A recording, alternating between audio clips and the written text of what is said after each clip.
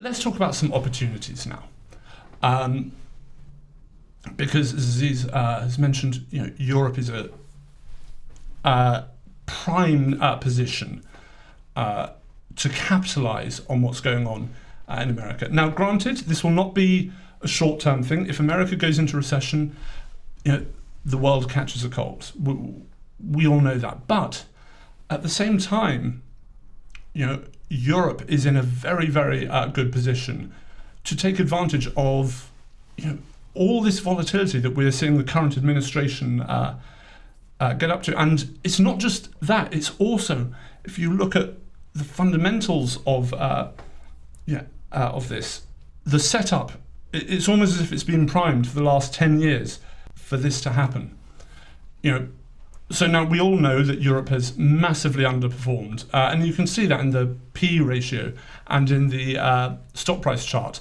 And it's really since 2020, you've just seen this massive divergence, where US equities, the valuations are up here, and Europe, is down here. And yes, you could say it's all tech, but it is not. It is regular companies that usually would trade on 15 times earnings now trading on 20.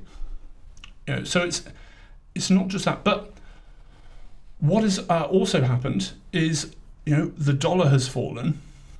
A lot of people are saying talking about will US lose its reserve currency status?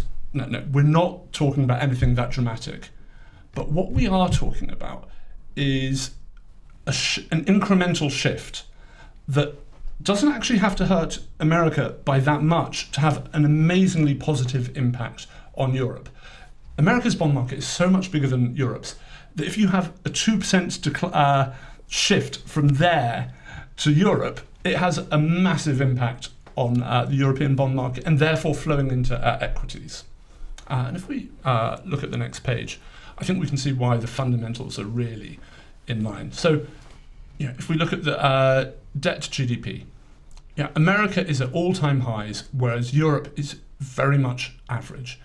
Europe is also average with very low rates. Europe's rates are something like 2%. America are about 4%. And hopefully it doesn't get higher, but with wild things happening there, who knows?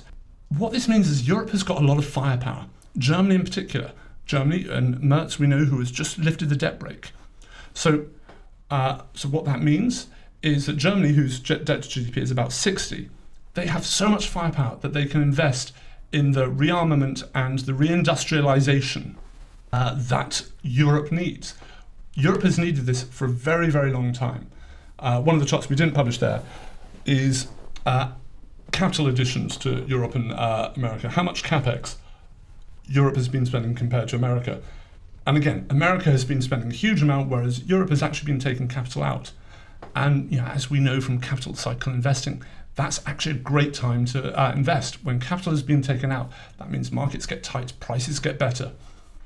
And when you do then get the capex, it can lead to really positive growth.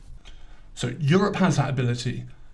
Investors, because they're getting scared and are looking for other places to deploy money, are looking to diversify, because even if you think America is still great, you have to accept there are now so many more risks that you just have to be thinking, okay, how am I going to diversify?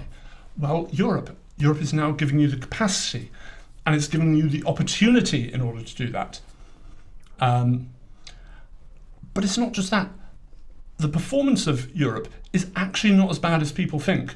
People have written Europe off for a long time because they've said, no, but look at GDP growth versus America. Well, actually, look at Europe and US as a percentage of world GDP and adjust for currency. Because we saw that currency chart where basically the US dollar has just ripped. And we're talking about many states in America being richer than the United Kingdom or Germany. Well, that only is true because you're factoring in the strength of the US dollar. Once you adjust for that, actually, Europe hasn't done that badly. And one of the things I found staggering was looking at labour force participation rate, where Europe has now actually exceeded America. Yeah, that number surprised me.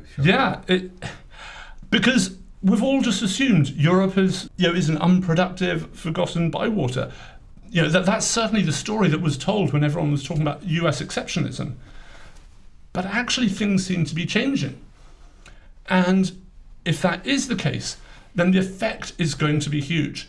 And if we go to the next slide, we can actually then talk about one company in particular where we think that is going to have a really, really pronounced effect. So Alstom, they make trains.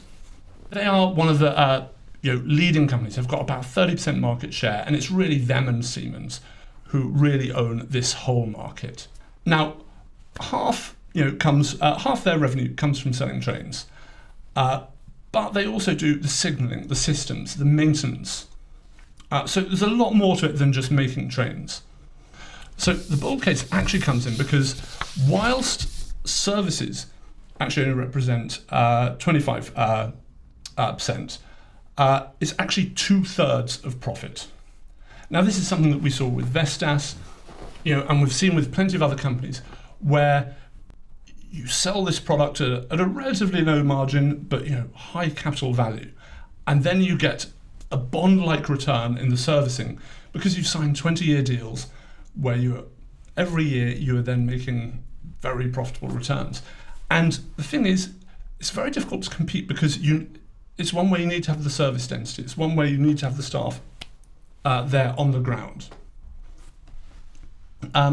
So we think that's going to be very strong. But why is this Germany lifting their debt brake transformational? Well, previously management were guiding for margins of between 8 and 10%. Now, if they achieve those margins of 4%, that means their EBIT goes from 500 to 1.5 billion. And that's just if they get the bottom of their range margins. And if we then put that on a 14 times multiple, we get 50% upside. Now that's very, very nice. But what happens if we get to 10%? Which you sort of think, okay, if all of a sudden Europe is reindustrializing, refreshing its train network, which we know it needs to, it's borrowing the money in order that it can do this alongside everything else, 10% actually might be too low a number, but let's not dream too much. If we get 6% revenue growth, 10% margin, and then let's trade on a 16 times multiple, we'll get 151% upside. And this is the sort of effect that we could see on a lot of these European companies, going from sort of really good upside to incredible upside. And that's why we're so excited, especially because valuations today, when you're trading at 12x EBIT, actually the downside is very limited, which goes back to your point earlier, that we have great opportunity, but actually with quite limited downside.